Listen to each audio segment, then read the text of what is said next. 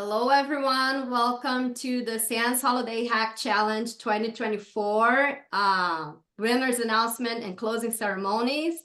It's with great pleasure I welcome everyone here to this webcast. Thanks for joining us and sharing a little bit of your time today with us. We have here Ed Skodis, our Chief Holiday Officer, President of SANS Institute College, SANS Fellow, and CEO of CounterHackSec, and his team, presenting today's webinar. If during this webcast you have any questions to Ed and the team, feel free to enter them in the QA session window at any time. We do have a fun poll that we would like you guys to take over during the session at any time.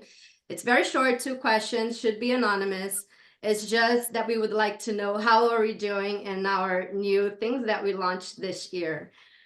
So Ed, I'll hand this webcast over to you. Thank you. Sure. And are you able to push that poll to people so that they can see it? Yes, I'll be pushing the poll right now. Okay, very good. So, hey, thank you to everyone for joining us here. Oh, I see the poll. It just popped up on my screen. I'm not going to answer because I want everyone out there to answer. So please do submit your answers. And at the end of the session, Belle, if you could go over the answers, I hope you'll get them so we can kind of get a sense of what people I hope so too. liked best. Yes. So, hey, I'm joined here by several folks from the team that brings you Holiday Hack Challenge every year. We've got Evan Booth here. He is our main world builder and he writes challenges and such for us. We've got Kyle Parrish, who in the past has been a great concierge, but this year he built a bunch of challenges and did some world building as well. We've got Thomas Buva. He is a champion of Holiday Hack a couple times over in previous years, but he joined our team a couple years ago, and he's been a world builder this year and a lot of QA work. And then we have Mark DeVito, who's been with CounterHack for a couple years as well. He is our chief challenge wrangler. So he is the one that makes sure everything gets done from a challenge perspective, which is a daunting task, no doubt. So all of these folks, work at CounterHack and do penetration testing and other cybersecurity consulting services. They build ranges, including the NetWars range and the Holiday Hack range, among other ranges for the SANS Institute. And they're just great to work with. Now, they are representative of the larger CounterHack team. The total CounterHack team is 19 people, but these 4 are here to represent all of the wonderful work of the rest of that team. I'm going to go ahead and share my screen here, and we are going to have a lovely little presentation for you. There we go. If you can't see the screen, yell at me, please. But we are about to be in. Here you can see on either side of the screen, we have the flags of our teams vying for control of the North Pole. Team Alabaster on the left-hand side, Team Wombly on the right. So I'm going to present to you the intros. Well, I just kind of already did that. Then we're going to turn it over to Kyle, who's going to talk to you about the storyline. Mark DeVito is going to discuss the challenges. Thomas is going to regale us with talk of Easter eggs. And then, as he always does, Evan's going to present to us some whimsical stats and miscellany.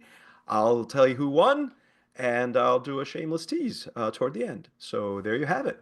So with that said, we want to thank our sponsors, the SANS Institute. They helped make this whole thing happen. Also, we had a great array of sponsors. Microsoft, who wrote a challenge for us, the KC7 challenge series, which is great. And also, helped us keep the lights on. Google did as well. We're so thankful for that. RSA Conference is a great sponsor this year. The SANS Technology Institute College, we want to make sure that's represented there. And Amazon. We are looking for additional sponsors, so if you or your organization would like to consider sponsoring Holiday Hack Challenge, please reach out to us at contact@counterhack.com. We also like to thank our Kringle concierges. These are people that help make the whole experience better. There was very active discussion in Discord this year, and the concierges were there for it, and it was just wonderful. So our heartfelt thanks to all the concierges. Also, I wanted to put on this slide, the concierges help people make various achievements as they work through the challenges. And this year we launched a new portal that will hold your achievements for Holiday Hack 2024. But that's just the start of things. If you go to your CounterHack portal, the one that you logged in through to get into Holiday Hack Challenge, you'll see the various achievements that you earned this year. Those are sticky. That's a portal. They will be achievements that you will have going forward that you can share with people and show people and take screenshots of. And also, your Holiday Hack Challenge 2025 information will be put in there right aside your 2024 information. And we have a couple of other things up our sleeve here as well, and additional ranges that we build or additional challenges that you may see coming from us. they're also going to be there too. So you have that inventory of your achievements over time. Super exciting. Evan worked really hard on that, and it looks great. I love the character name here. This is Elfie McElf that you see on the screen, which was somebody who played Holiday Hack this year. Here's the Counter Hack crew. This is the whole team, of which you're talking to just five of us right now, that built Holiday Hack. And we're super thankful for all of their great work. You can see all of their names here. If you want to see their avatars, they look something like that. And if you want to see their actual human visages, they look something like that. So going back a bit, this before we launch, before we go, and actually open up the firewalls and everybody can come in, this was the day of Prologue launch, which was November 7th. We all pose, get a screenshot, and then this is us that same day. Some of us have the Holiday Hack Hawaiian shirts that we wore from the previous year, but there you have it. That's the Counter Hack team. So with that said, I would like to turn this over to my good friend, Kyle Parrish. Kyle, take it away. All right. Thanks, Ed. So good to see everybody. Glad you're here. So I'm going to share the storyline. This year, oh, first of all, storyline, I think, is one of the most exciting things about Holiday Hack, and just the creativity and the thought that goes into it really brings it alive and makes it a ton of fun, in my opinion. So a quick recap on 2023. What led us to where we're at now? So Jack Frost, one of our longtime villains, he was actually banished from Earth, and he was sent off into space. And so if you were here last year, you actually got to see him come back as the villain again, using all kinds of AI and LLMs to actually convince Santa to move to the Geese Islands. So we moved from the North Pole. Now we're in the Geese Islands. You got to do some fishing and sail some boats around, and then ultimately defeat Jack once again by taking over some missiles, which is really cool. Now, looking at 2024, we actually did something a little bit different, and I'm sure everyone is aware by now that we did a phased rollout. So instead of starting in December, we actually started about a month early in November and did a phased rollout where we have different acts. You can complete a set of challenges and then actually share those and discuss those with other people throughout the whole event instead of waiting to the end. So the first step was the prologue. That's when you get your badge, you get to set up your account, make your avatar. And so when you look around, you notice the elves are packing up from the Geese Islands. So you're not North Pole yet. You're still in the Geese Islands. So you see a lot of crates, weird stuff packed in them. Might even have Jack's satellite in one of those boxes and some other things. And the one curious thing was you didn't see Santa. You only saw elves hanging around. Santa's usually there to greet us. Also, a couple mini games you get to play with. And then that moves us over into Act 2, or Act 1, sorry. So Act 1, it's pretty apparent. Santa's still not there. He's missing. So the elves decide to go ahead and we're going to fulfill Santa's holiday worldwide gift-giving mission on their own. Wombly Cube and Alabaster Snowball, they step up and become the natural leaders, and they're going to direct the other elves. And for the most part, everything seems to be going well. They're getting along. They need to restore the operations of the North Pole so they're ready in time. So a lot of the challenges we see in Act 1 are all about cyber hygiene and fixing things.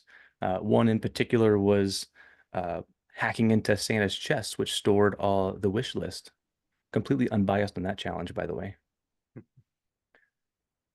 Act 2, things start to be suspicious. The environment changes a little bit. You start to see some clear separation between the sides on the map. The elves split into two factions, where a third of them are standing with Team Wombly. You can see his fist emerging from a block of something in the flag on the bottom right there. And then we have Team Alabaster. And both of them, while their plan is to fulfill their gift-giving mission, each side is trying to prevent the other side from doing so. Team Alabaster is trying to prevent sabotage while also trying to interfere with what Wombly's doing over there. Wombly's also over there trying to sabotage Alabaster with ransomware and other types of things. But because Wombly has some smaller numbers, less elves on his side, they try to do some heavy snowball weaponry, snowball cannons, snow bomb dropping drones, which you get to play with. Uh, and then Team Alabaster, well, he's finding out about all these plans. So they're stocking up on snowballs for themselves. But somewhere, along the lines, there was someone used that NASA's deep space network that you saw last year, and was trying to reach Santa, find out where he went, and urge him to come back. And that's right when, at the brink of battle, and things are about to hit the fan, Act 3 opens up. And Santa is back. He is very shocked at what has become of his elves, and he immediately takes charge and orders them to clean up the mess that they've made, the malware, defuse the bombs, so that they can get on with their mission.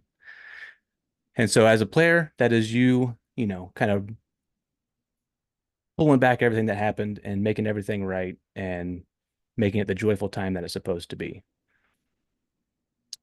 And I think that sums up the storyline this year. It was a ton of fun. Very well said, Kyle. Thank you so much, Kyle. Appreciate it. Great summation of the story. Let's move into the challenges with Mr. Mark DeVito. Mark, take it away. All righty. So this year, we had the challenges. If you noticed from last year, we had less challenges. Last year, I think, Ed, last year was probably the most challenges that were ever in a 23. Yeah, it was 23. Yeah. It was crazy. Yeah. So we scaled back the number of challenges this year because we had sort of some new some new ideas on how to improve the experience for the players. And one of them was, this ties into what Kyle just talked about the phased rollout of each of the storylines. Well, what we did was we also then married up those phased rollouts to the levels of the challenges. So not only was the prelude were the easiest challenges, then they got a little harder in level 1, a little harder yet in level 2, and then at its hardest in level 3. And the reason we did that was we really wanted to have an increased amount of not just playability, but also accessibility for all the skill levels of individuals that are out there. So Holiday Hacks played by people that are some of you are professionals in the InfoSec world. Some of you are here just to learn and to have fun. Some people are students. So everyone is at different levels of skill and different levels of learning. And we wanted to make it possible for everybody that's participating to extract some sort of quality beyond just the enjoyment. So we wanted to make it helpful for folks. So that tied into what we refer to as these accessibility skill levels. And we broke it down into sort of like what you see at the Olympics. We have a bronze, silver, gold, and all of you that played, you obviously you earned those different levels. And the intention was, and in a moment or two, I'm going to talk about how we came to that, how we created that idea. But the idea was the bronze level. We wanted to give people the opportunity to say, hey, I'm going to skip this challenge. This challenge is a little bit beyond me, but I still want to understand and find out what happens. What really happens in Act 3. What did Christmas just come apart, or did Santa, were we triumphant? So that was the purpose. So the bronze one allowed people to do that. Silver one, again, your individuals who are still learning. We wanted to give them an opportunity to try and be able to be successful, but maybe not have to do it not have to be, have the super food that you need to succeed with some mad skills. So, but gold was there for people who wanted to go after this in a much deeper and a much more robust manner. So I'll talk a little bit more about next slide. So how did these pattern out? So the rollout of the stories. So we saw the different challenges in level 0, which is the prelude. Kyle talked about orientation. Got your where you got your badge, and we made sure that everybody, many of you are returning players. We wanted to make sure that everybody kind of had a feel for how do I do this? How do I interact with this environment? Elf Connect, one of the games that I personally am a little like, so I may or may not have made it. So Elf Connect and Elf Minder, which was a creation of Evan's. These were there to give you a little bit of gamification, an opportunity to make. They were hackable, but it gave everybody an opportunity to have a little bit of fun, a little bit of gamification, enjoy themselves. It was possible very easily to complete them, learn a little bit, but they didn't require a lot of hacking skills. Level 1, we move on, we hit the curl terminal. We get to Frosty keypad, we get to hardware hacking. Frosty keypad, hardware hacking, these were two of Kyle's and mine, which we collaborated a great deal on. Curl terminal, Tom Hessman did a beautiful job with that. Opportunities for everyone to learn, to get exposed to curl if you'd never seen it before, to learn as you went, but also then you could, as intended through that multi-level skill sets, by being able to expand your curl skills. Now we move on to level 2. Now level 2, we're starting to get to a little bit more. Now we're talking a little more challenging. We're hitting things like PowerShell, which I think, did Chris Davis do PowerShell? Is that a Chris Davis creation? He was involved with it, creation. Yeah, okay. And I also think Torkel helped too. Okay, Torkel PowerShell, and I know DronePath. Torkel Opsal, one of our colleagues, created DronePath. That's another awesome challenge. And mobile analysis by JJ. Those challenges required a little more skill set, a little bit more. If you wanted to get to the gold level, and that was really the key. When we hit level 2, if you wanted to get to gold, you really needed to up your game and what you needed to understand. Level 3. Now, level 3 is where we separate. A lot of people started to separate the skilled from the newcomers. Level 3, Elf Stack by Charlie Goldner, Sanavision by Kevin McFarlane, and Frostbit, another Chris Davis challenge. Those level 3 challenges, not only were we looking at more sophisticated technology in the concept, we had ransomware, we had elastic stack skill needed in those, but of course, at getting to the gold required even greater levels of skill and even more challenging in order to complete those. Next slide. Oh, there we go. Yep. So I said we wanted to have this as success for all skill levels. So the story behind that, why is Mario there? So one of the things that was very inspiring to us, our colleague Josh Wright spoke to us about the value of the way that Nintendo puts into its games when it designed things like Mario. And the design of the games allows everybody to enjoy the game at the level that they are currently skilled at. So you're playing Mario, you can go through certain areas and collect coins as you play the game, and the paths that you choose can be easier or harder. It's completely player choice, but it's all within the same environment. It doesn't require you to choose, I want to play easy, I want to play hard. What level do I want to compete at? The options were available in the game, and that's kind of what we tried to emulate in these challenges by giving players the opportunity to say, hey, I can skip it and I'm going to get bronze, or no, my skill level is at this level to qualify for silver.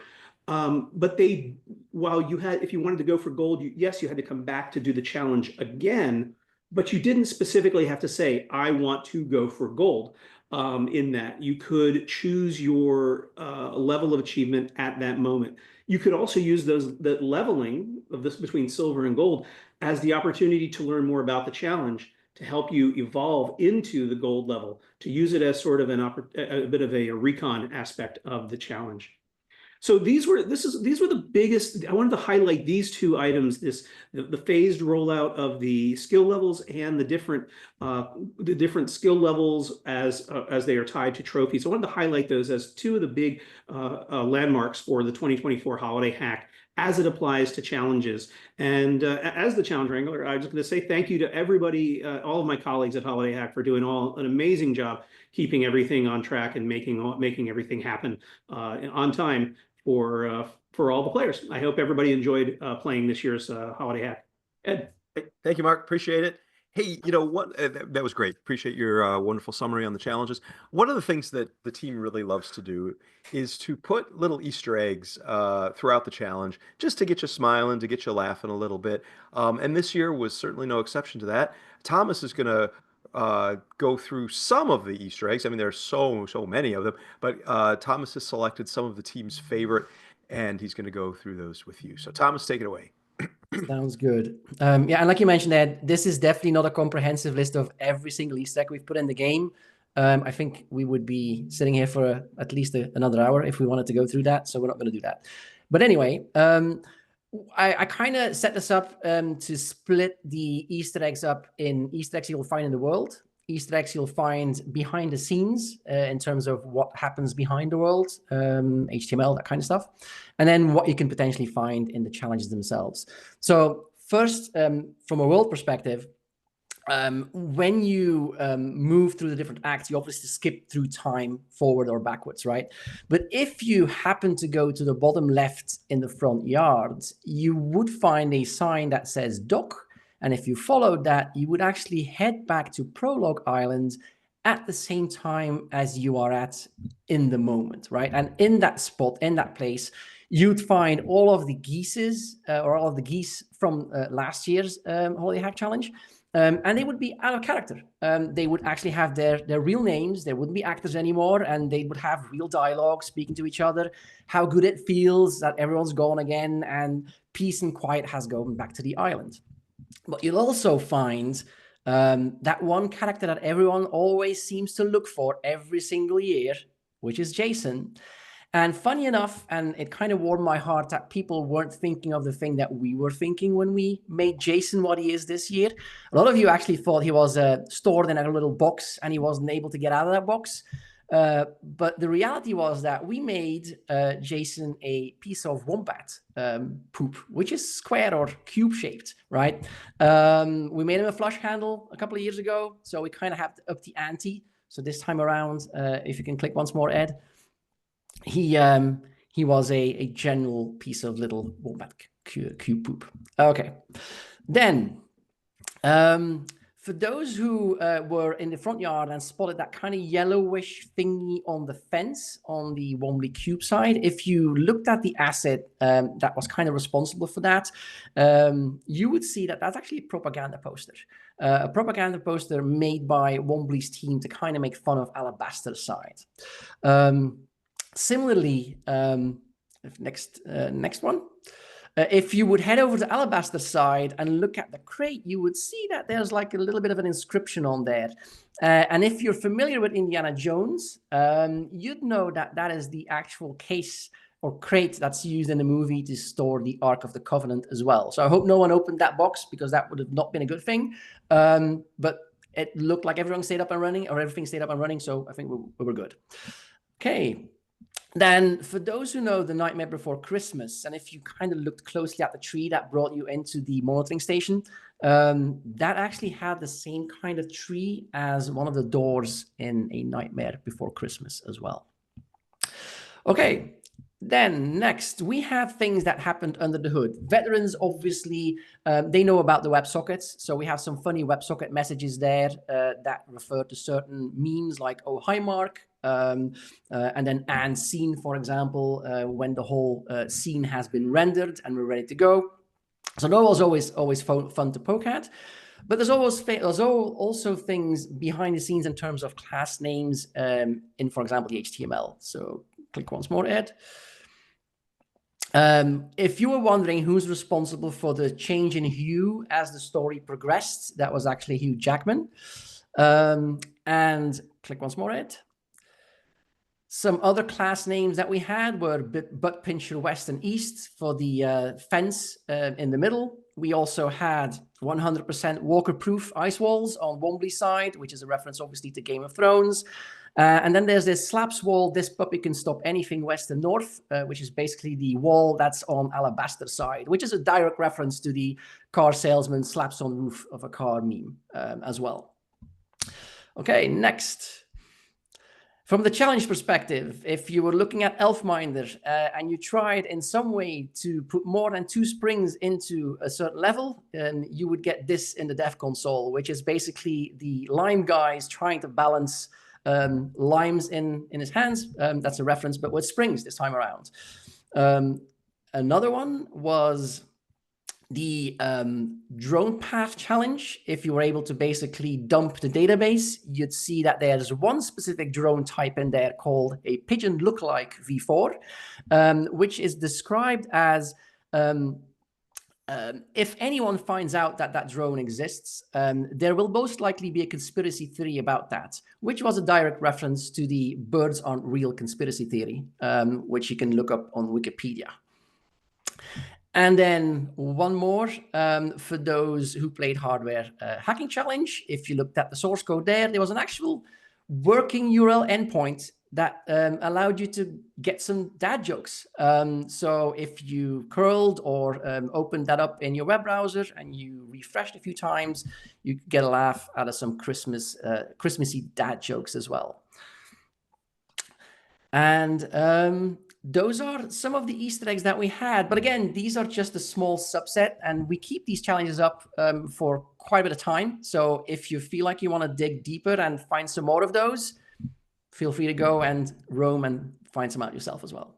Back to you, Ed. Thank you, Thomas. Thank you for that fresh serving of Easter eggs. We do appreciate it.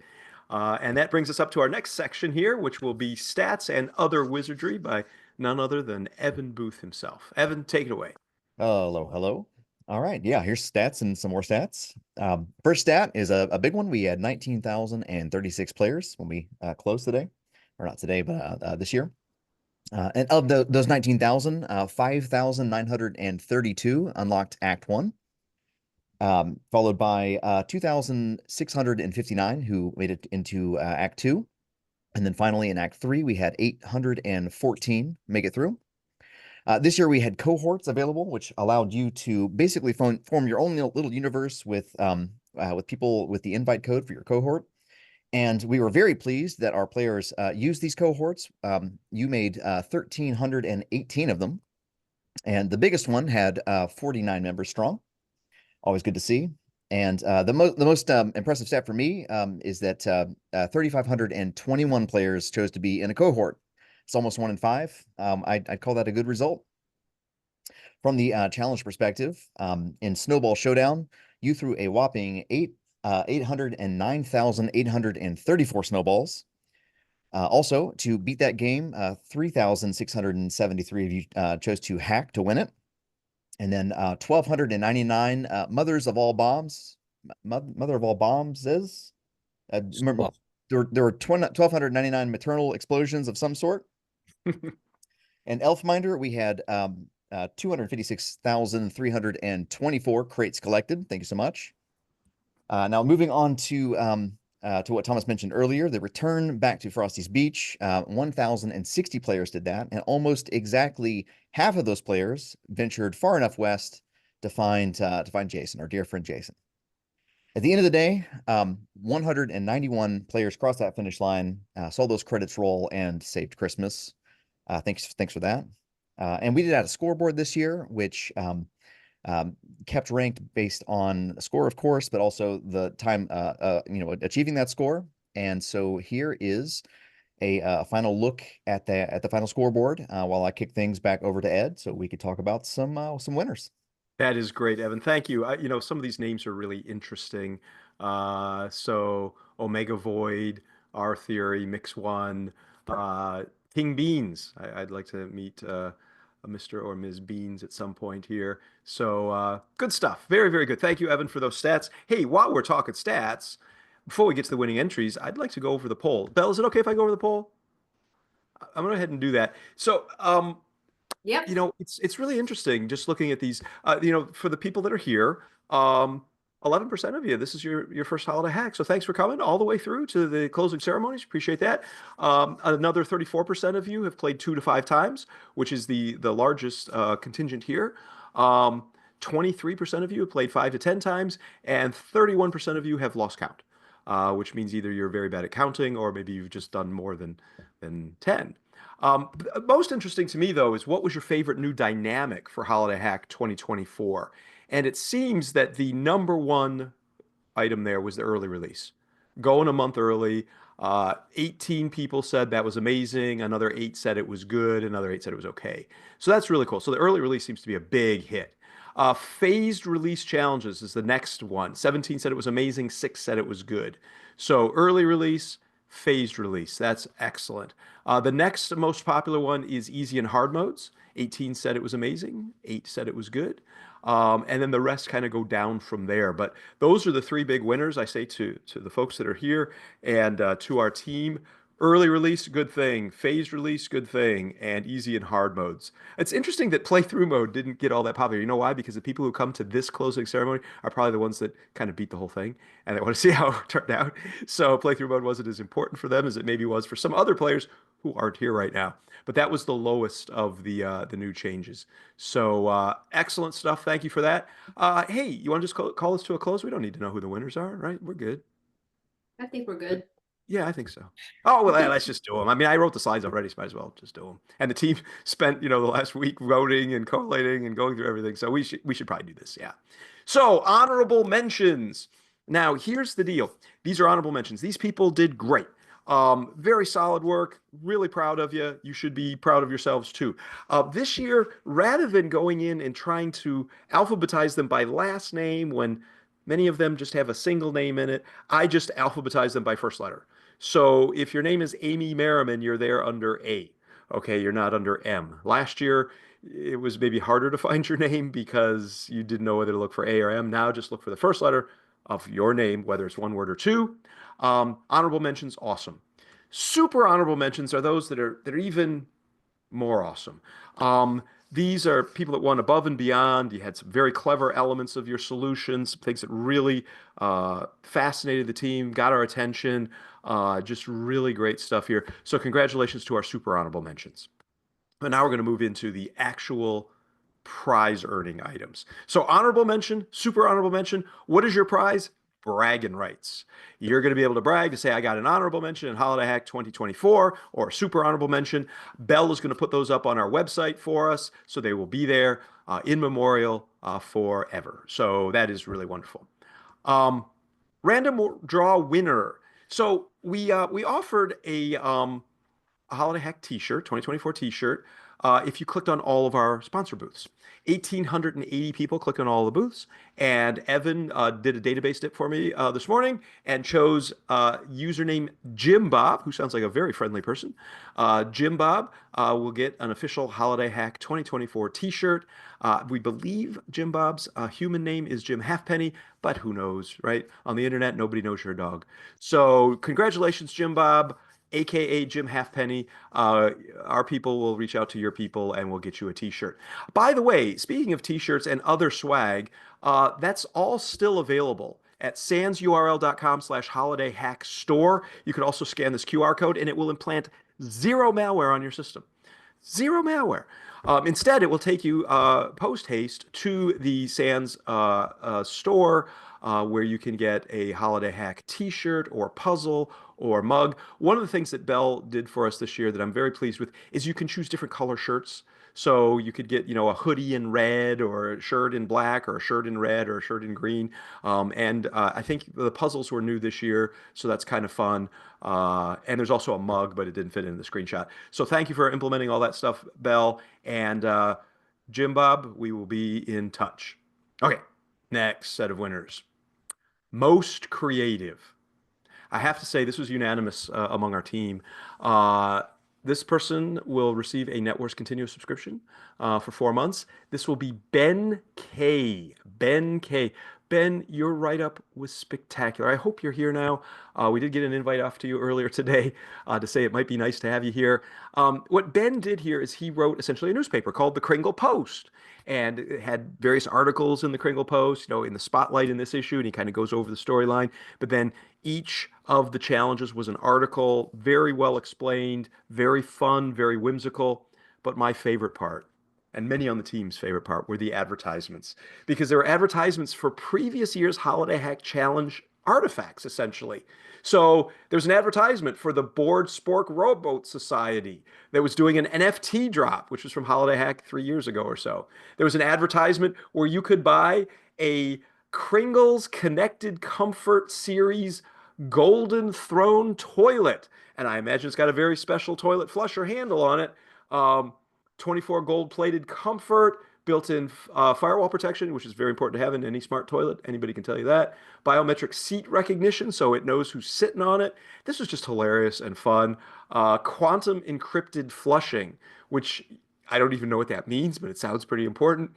North Pole IoT certified. So pretty cool stuff. And then there was also that, so that's again referring back to when Jason, our good friend, was a flush handle in Holiday Hack several years ago. And then also there was one, Fisherman's Encrypted Wharf, where rare fish meet blockchain security. So you could buy fish and they're all priced in Kringle coins, which I thought was pretty cool. So this is just a great showing, Ben. We will be reaching out to you to make sure you get your prize, and you will be listed on the SANS website as this year's most creative winner that is technically correct as well. Just great work. Next up, our best technical answer, who will also get a Networks Continuous subscription for 4 months, is James Marr. This is a great piece of work.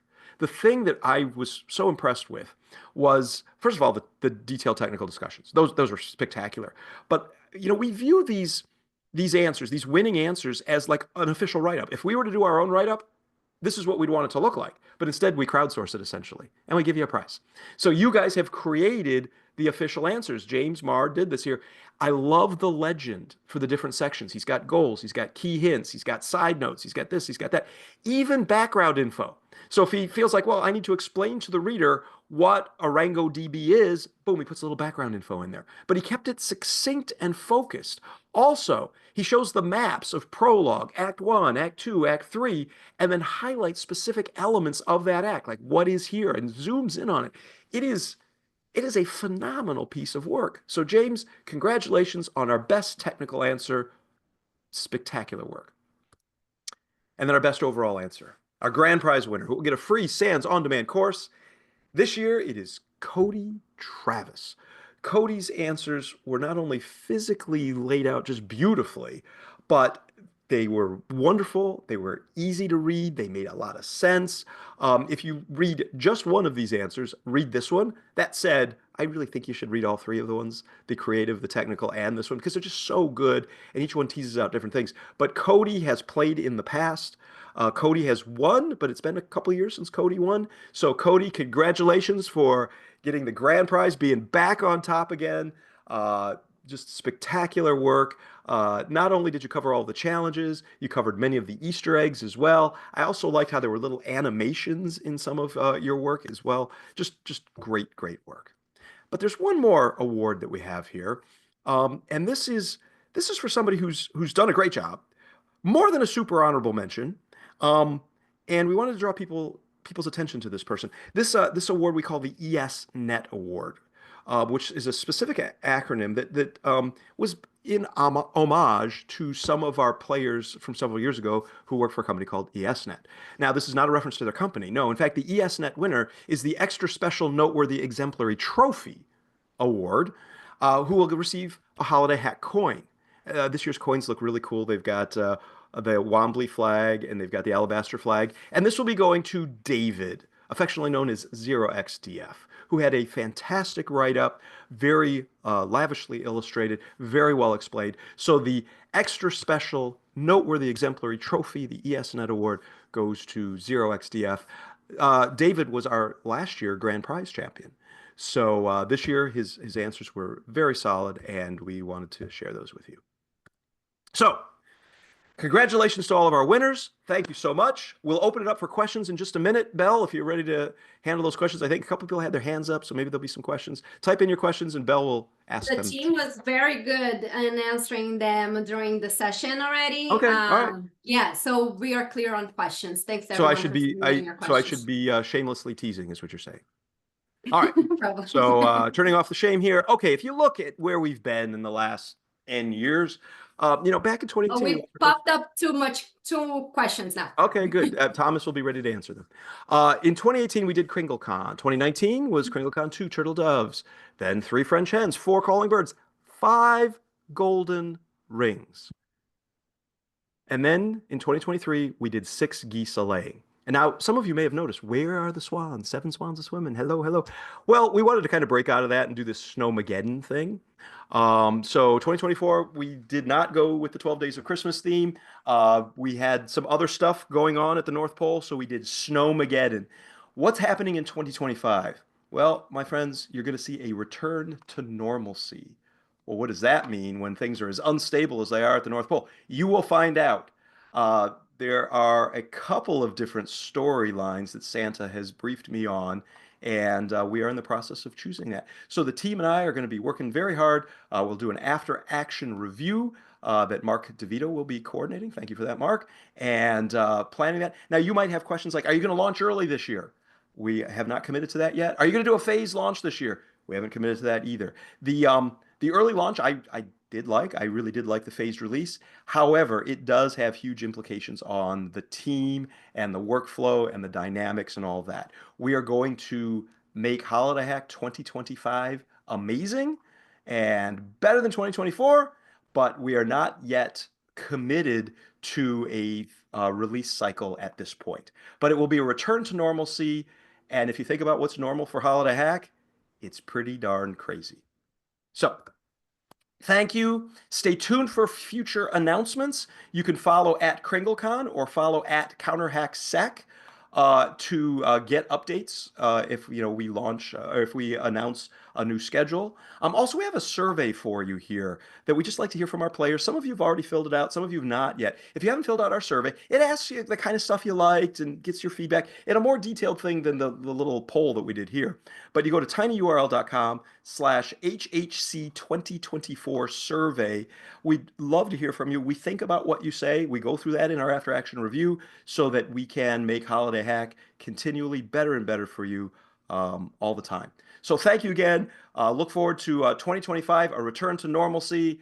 And I turn it over to Belle now with the most amazing questions. Hello, pressure. Ed. No pressure. No questions now. Evan and I think the team answered them, the ones that were too. Oh, it's Thomas. It's all Thomas. I'm sorry. Not All to right. Awesome, guys. Thank you so much. Ed, if we're closing out, I just wanted to say thank you to everyone who attended and you guys to be joining here, and see you everyone on the 2025 Holiday Hack Challenge. All right. Thank you. Guess I've got no questions. We're good. All right. Thank you. All right.